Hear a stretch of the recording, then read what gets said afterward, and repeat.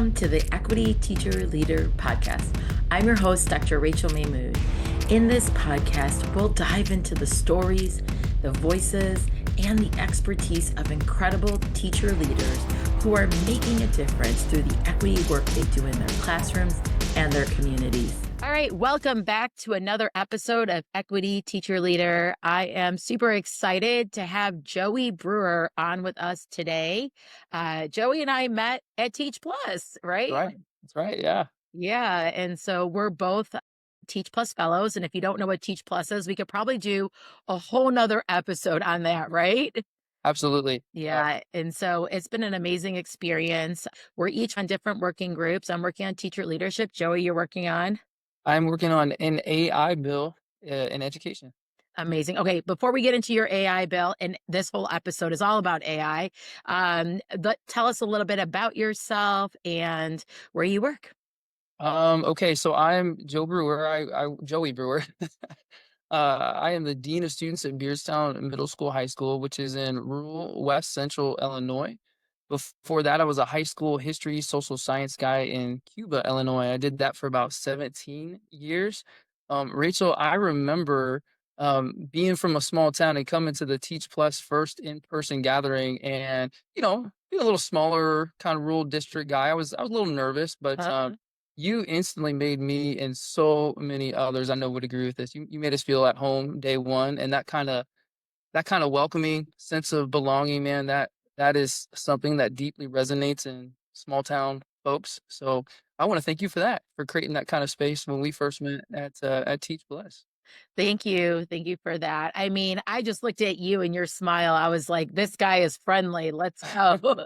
I'm all about making some friends. So I think, yeah, definitely friendship at first sight. So you mentioned, I mean, I actually drove through Cuba once. I was on my way to Macomb School District in Western Illinois, and I drove through Cuba and Havana.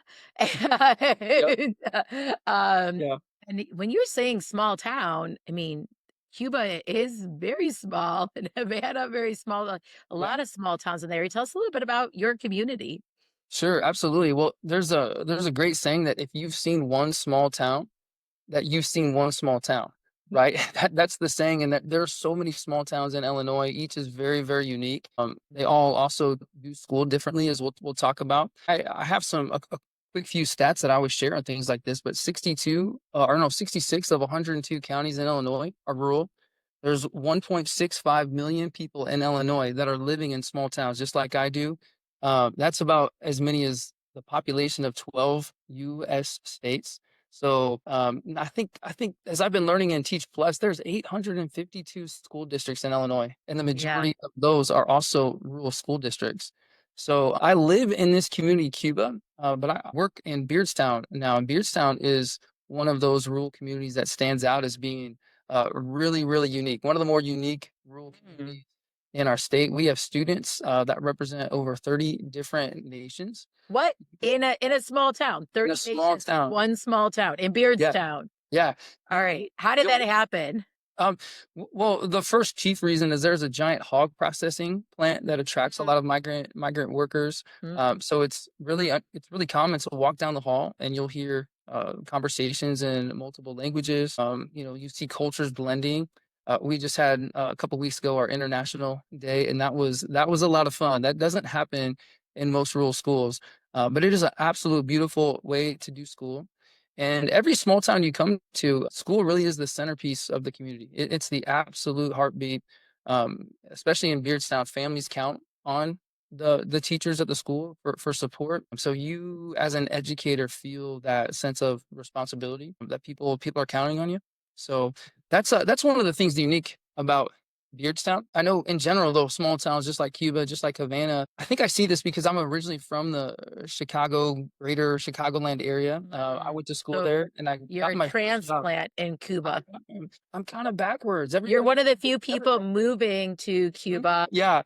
Um, and my school had over 2,000 people in it, and we had a water polo team. And now that I've been situated in rural schools everywhere, I think back, wow, we actually had a water polo team. How weird is that? But there is so many cool things that are the strengths of small schools. that I just don't see myself working anywhere else. And probably a lot of that is, as we just kind of alluded to, is there's so many deep, meaningful relationships.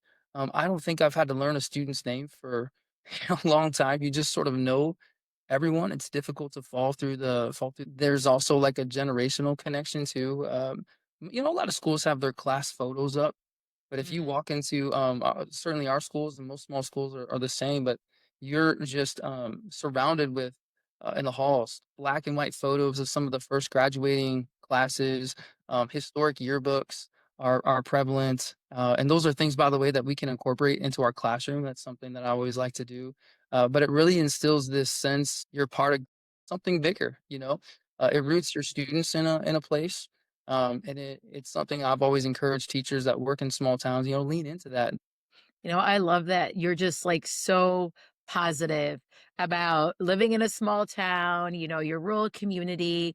I know, like, when I talk about bias against communities, we often forget to talk about the negative bias that people from rural communities face. Sometimes people from the suburban area or the city might, say some not very kind things about rural America. And there can be a lot of bias around when you don't know about a community, how you might approach them. And so I love the strengths based, asset based, description here. But I think driving through Cuba, let's say that's where you live, or Mhm. Havana, or any of these other towns. I haven't gotten a chance to drive through Beardstown, but going across Illinois and going through so many small towns and rural communities and semi rural communities, I can see that, these towns face a lot of inequities, right? And I'd love for you to speak just like a little bit about like what are some of the inequities that schools are facing there,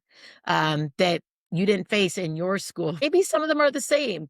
I know we Yeah. don't have a polo team, water polo team, so No, we that don't. one we got checked off the list. What are some of the other challenges or inequities your students and your staff are facing? Yeah, great question. So one of the first ones that comes to mind is we are living amidst a giant teacher shortage, a teacher Mhm. recruitment. It's a real struggle to attract and retain teachers, especially into those hard to staff areas like our CTE teachers, Mhm. special education, and bilingual education as well. Mhm. There's a common saying that I'm hearing more and more that we don't have a hiring pool. We have more like a hiring puddle. We don't have just Oh. hundreds of people applying, and when you think about it, especially a young educator, like me, I was a young educator in a more kind of suburban setting, and I came to a smaller community. But many today are really hesitant to relocate in general. There's Mm. fewer and fewer amenities, as you can see as you're driving through those places, but also low pay, lack of Mhm. that upward mobility. These are really important things to talk about. I'm not sure what your experience was like with this, Rachel, but I remember when I was being in teacher prep programs, Mhm. you were just taught say yes to everything, whatever your school Right. yes to it. And so in my experience, I taught 10 different subjects. I've always taught that. So you're preparing like every week, 25 to 30 lesson plans that Mm. you want to make good. You coach sports in every season, you're sponsoring clubs, chaperoning dances. My first couple years was filling up the soda machines. I don't know how I ended up doing that. It's a non-stipend position to fill the soda machine, Yeah. but, Um, you got all those and extra duties. They put you on soda yeah. duty. Um, But that sounds real, right? Like, if you yeah. have a teacher shortage, right, the teachers that are there have to step up. They have to wear multiple hats because Yes, the yes. same amount of jobs have to get done in a school, right? We still need coaches. We still need, services for our students, so I can definitely see how, teachers can be stretched thin, right? And I don't know if it's a specific term, but this idea of multi-hat syndrome, I think a lot of teachers suffer from it. It contributes to burnout. And on top of doing all those things, and we didn't even mention bus driving, right? How many folks have been asked to drive a bus lately? Go back and learn how to do that. But that's a real need, especially in rural places that transportation's a real challenge. Mm. And most folks are doing this on top of a second job to kind of sustain some of that income. So it's definitely leading to burnout, and it definitely leads to less time to plan and to collaborate to really provide that targeted support. So that's kind of from a teaching standpoint. I Mhm. think a lot of folks are also having conversations about a lack of reliable broadband is something that's come up, especially COVID really revealed that it's not just access to internet, but access to quality Mhm. internet. Yep. Um, limited funding and resources. I know um, when it comes to property taxes funding school, that's a conversation about what kind of impacts does that have to accessing technology, support services, things like so we got to be creative, but sometimes those compliances and mandates that we're responsible to do, our grant writing that could help us find creativity, they are just so overwhelming for schools that have capacity issues. So Yeah, definitely. I know, like, I've been in school districts where they just have a grant writer.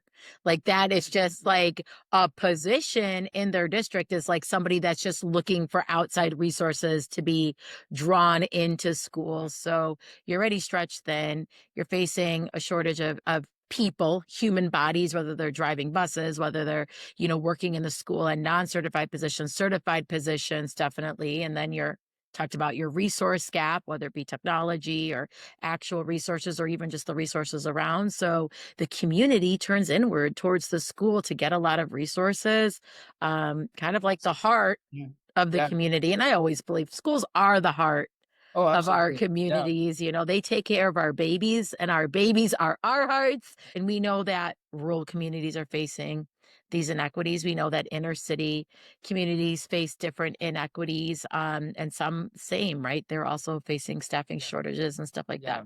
All right. So at Teach Plus, you are working on this AI bill, and I just got back from this crazy AI conference. It was called the AI Light Show. It was in San Diego.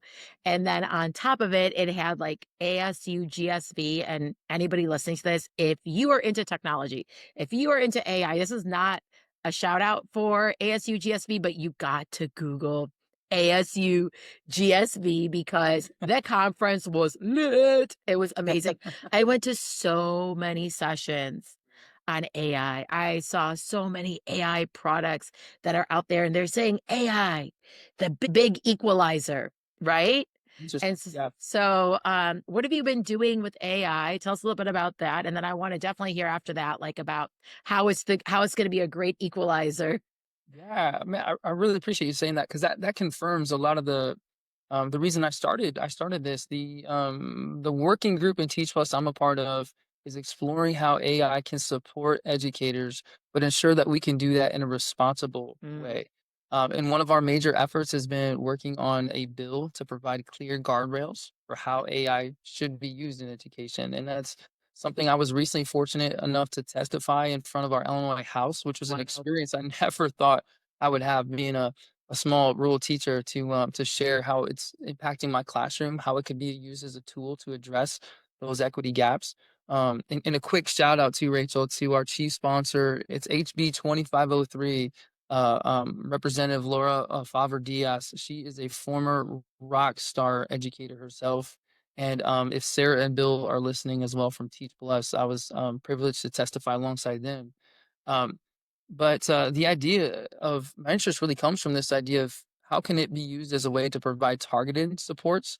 So there's so many teachers in Beardstown, for instance, that are in a classroom where they have someone that's a couple grade levels advanced, but Mhm. someone that is significantly more than 2 grade levels behind. You're right. um, and so we also don't have those interventionists, those curriculum teams, and AI can be a game changer, not by replacing teachers, but helping differentiate or target instruction quickly, creatively. You mentioned this idea of using it as translations, helping Yeah, provide. you said that you have Yeah, all these languages in your yeah, school, right? But then you also said we can't attract EL teachers to our yeah, to yeah. our area. So I'm sure you don't have like bilingual in all the different languages when you have Right, 30 nationalities right, yeah, represented, right? yeah. And so thinking about like how we can use AI for translation. I know last year I had a student family who spoke Vietnamese only, a student's family that only spoke Arabic, and a student's family that only spoke Pashto, which is an Afghani language. All at the same And time. huh? in your same class? Yeah, those are just 3 of the languages, lots of Wow. Spanish and Wow. other, like, but these are ones the parents, weren't, like, as, confident in Mhm. English. So, I used to translate, my emails to the parents, like, I would translate using ChatGPT in Yeah. Arabic, send it out in Vietnamese, send it out, in Pashto. Oh, I also had Urdu, send things out in Urdu, and I would just take the same email and I would translate it, just ChatGPT, can you translate this? And then I would just send those out to the parents so that they could be part of it. And they would write back in their home language. I would just copy and paste and then just decode. We had Yeah. full conversations going on Yeah. in like Arabic all year Yeah, long. outstanding. That's Yeah. outstanding. That's perfect. And when you share those stories, it makes me think too. There's not just a need that AI can be used to translate languages, but Hmm. I found it can be a translation for team speak. This Mm, makes sense to help engage maybe one of the more disengaged generations of students we have.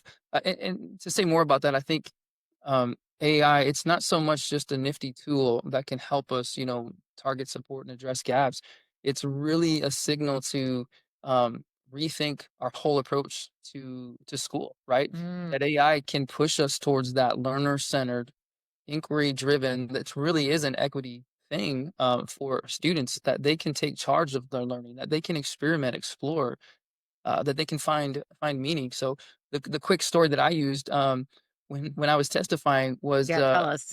actually a story from and this is going to sound so boring, but there is just a few miles down the road from where I'm speaking. One of our more historical local figures is this guy Edgar Lee Masters, and he Hmm. wrote a bunch of poems called Spoon River Anthology.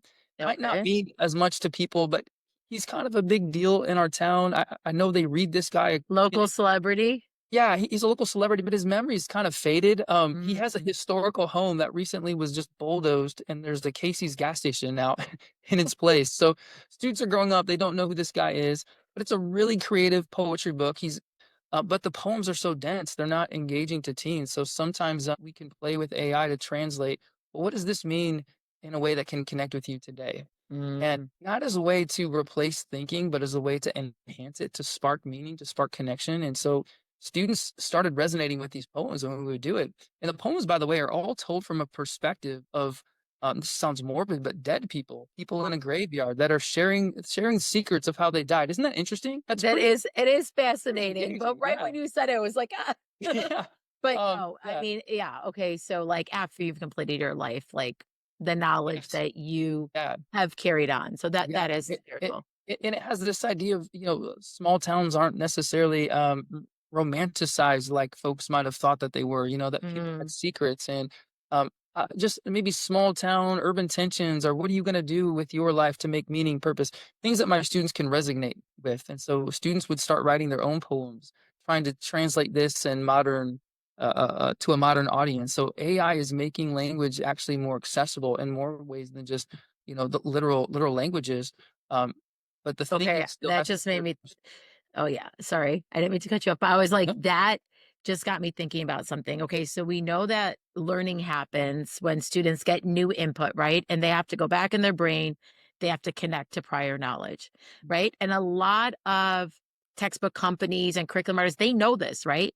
But when they are giving their examples of things that they are writing in the curriculum and in the textbooks that we are purchasing, I don't think that they're thinking about it that this diverse group of people are going to be using it. Like specifically, students from rural communities or like farming communities are going to have a lot of vocabulary that I don't know what it is, right? sure, Because yeah, I've never lived those experiences and I don't have those connections. But like I could see AI right now when you're talking about helping to translate things to language you understand, to take, like, I have to teach this lesson on matter. How can I teach this lesson using this lived experience of like on a farm or during the time of agriculture or harvest, and thinking about some of the things around your community that students have a lot of background knowledge on, mhm, using their vocabulary and their lived experience, and then taking something that's like more abstract that we're teaching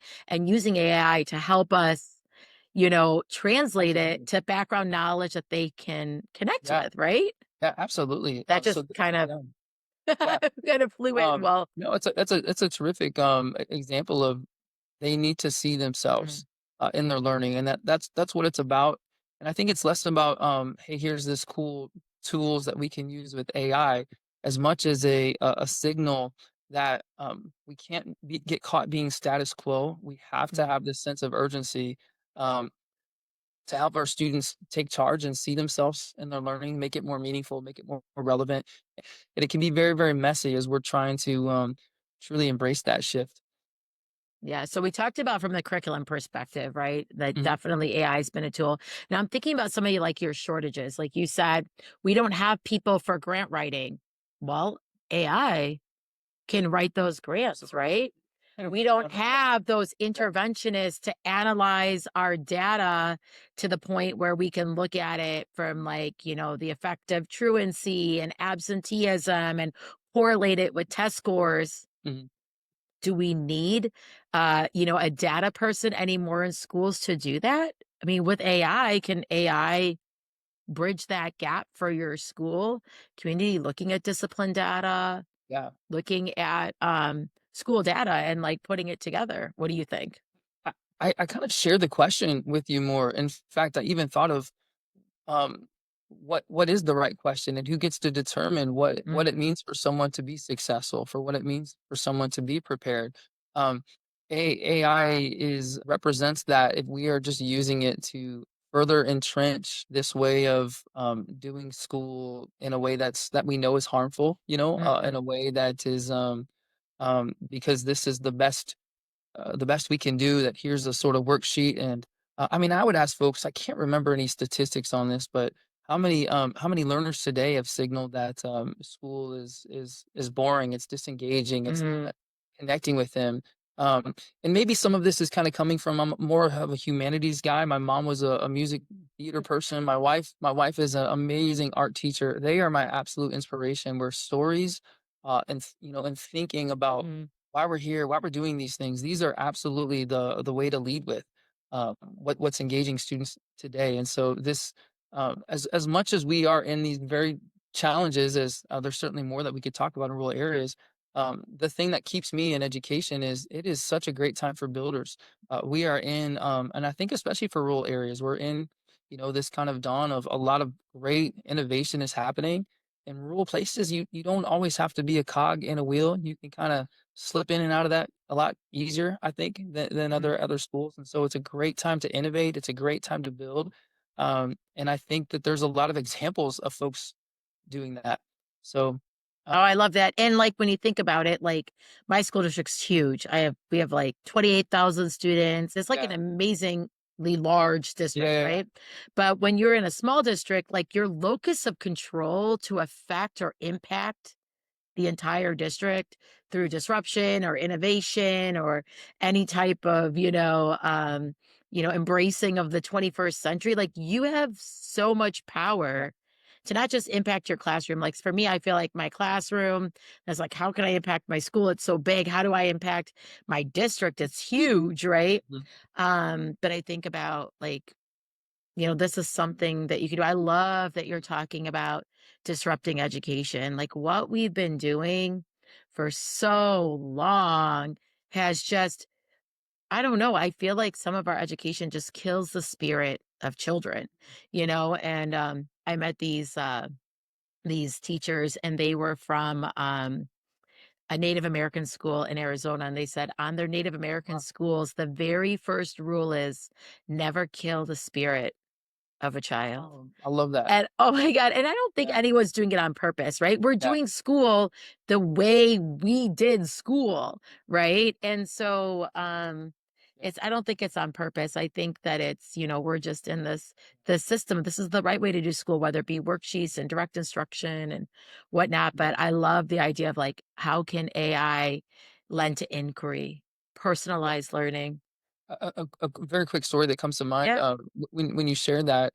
I'm such a big fan of kind of virtual exchange programs. It's something that I'm Mm, fortunate to participate right now with our school. Our students from Beardstown are connecting with students from Hawaii, from Texas, from Idaho, Mm. and it's totally student-led, and sometimes it starts with as simple as, "What did you have for lunch today in the cafeteria?" And the students can just kind of find, so much reflection and thinking and experience, and it's amazing. But one of my favorite conversations I witnessed was between our rural school here in Cuba with a school in a more suburban Chicago area. Mhm. And our students were really challenged by some of what they perceived as the rigor, the academic achievements that they were going. Even the folks that they perceived were maybe that wasn't the smartest kid in the class is like, yeah, I'll probably go to Northwestern, when school's done. And they were really challenged by that. And they thought, man, you can kind of see that in rural areas too. Folks Oh, think no. something wrong with me. But it was so interesting. The Chicago area kids were so jealous because a lot of our students were having those conversations outside. Mm. There's chickens at our school. There's the Mm. ag is really, really big in Mm. a lot of small schools. So there's a little pond that they were at. They were just kind of having conversations on, and some there was some freedom that the other students kind of perceived as well. So this definitely goes both ways. Is when we really see each other, when we Mhm. and it's not so much about even just the biases, the stereotypes. It's just about not being seen at all. And there's so many beautiful things when you drive by that really run down looking town. There's every town has such a tremendous history. There's powerful stories. There's Mm. amazing notable people to live there. And so I think there's a lesson of that too that happens when students can take the lead. Yeah, I love that. And then you even just talked about in this like virtual environment, like exposing them to people that they may never meet. I mean, obviously, we can use these same tools, these AI tools to expose them to places they never been. At ASU GSV, I got to wear the 3D viewfinder, whatever. I was went that cool? to, yeah, I went to Yeah. Turkey. I went to Istanbul Oh, and I cool. got to check out the Hagia Sophia and and then they did a whole virtual course, Dreamscape. They have virtual courses and it's for places that don't Yeah. have the AP courses or the labs. You can do everything virtually and I could use my Yeah. hands to do things. They have a whole biology course that's you just buy the viewfinder, the school district, they put it on and the whole course is inside the viewfinder. Oh, I love that. And I love so that. thinking about all the tangible things that when how you can do it virtually. I mean, I don't even know how to say it, Yeah. but just crazy amounts of technology, but also so much good. I love how you bring up the ethical side of it, the human side of it, Mm. all really great stuff. All right, we're almost out of time. So I ask everybody this one thing before we leave. It's if you could create a student success playlist of a song or a quote or a story that inspires you to keep on teaching. We want all of our great equity teacher leaders to keep on teaching, right? What would you be on your playlist? Well, a song for students and a song for folks that aren't from our area. A quick song from students. This might sound like an odd song, but I love teaching the story of Selma, Alabama, the 1965 Voting Rights Act. One of my favorite stories to teach students. And that song, "Glory" by Common and John Legend, might be Mhm. an odd choice for a rural Western Illinois guy, but Selma is a story of a small town where something really important happened, and it shows Mhm. that a small town can change the world, that people from a small town can change the nation, and that really resonates with me. It resonates with students. I had an absolute privilege to visit Mrs. Amelia Boynton Robinson on a Huh. history teaching trip back in the day. It was a life-changing experience and something that made us realize that we are all the product Mm. of seeds that have been planted. Cuba, my school too. If you guys Google Cuba High School, the school I used to teach in, it was the first green school in Illinois, and not many Wow. people know that. So if you Google it, it's got this amazing solar power panels, and I had nothing to do with that, but I was the product of people planting seeds and making and moving money and writing grants, so this could happen. So it's also our responsibility to keep planting those seeds, and that's important to get young people to especially see that. And then if you are ever like Rachel, you're driving around these small towns, maybe a song to just play. Have you ever heard that song "16 Tons" by Tennessee Ernie Ford? Uh, No, but I'm gonna it's, definitely look it you up know, after this. I owe my soul to the company store. It's kind of a mining song that speaks to Mm. that grit of a lot of working class communities. So Cuba, Havana, these are all historic mining towns. And Cuba used to be the strip mining capital of the world. And of course, Mm. these mines, the students have never seen that kind of vibrancy and that sort Mm. of life on the square was going on. But a lot. You play that song for students as well when they're learning the history, and it helps people be seen and heard and try to connect to that story. But I hope folks driving through some towns might recognize the powerful pieces of history that every town has, the story that they have, even if it looks run down on the outside. Something about songs like that kind of capture that sort of I don't know, working class heritage that I happened love for so that. long in these parts. Yeah, absolutely. I love just how asset-based you think. I love just all the love you have for your town, for Cuba. Like I feel like I need to go back. I did drive around a little bit because I am kind of drawn to like, wow, this is so different than where I live. So whenever I go through places, I like sometimes do like a little loopy loop around different towns just to see it because I don't know if I'm gonna ever be back in that area again. Oh And man. so I did do a little exploring while I was there, but I feel like now I need to go back and do some more.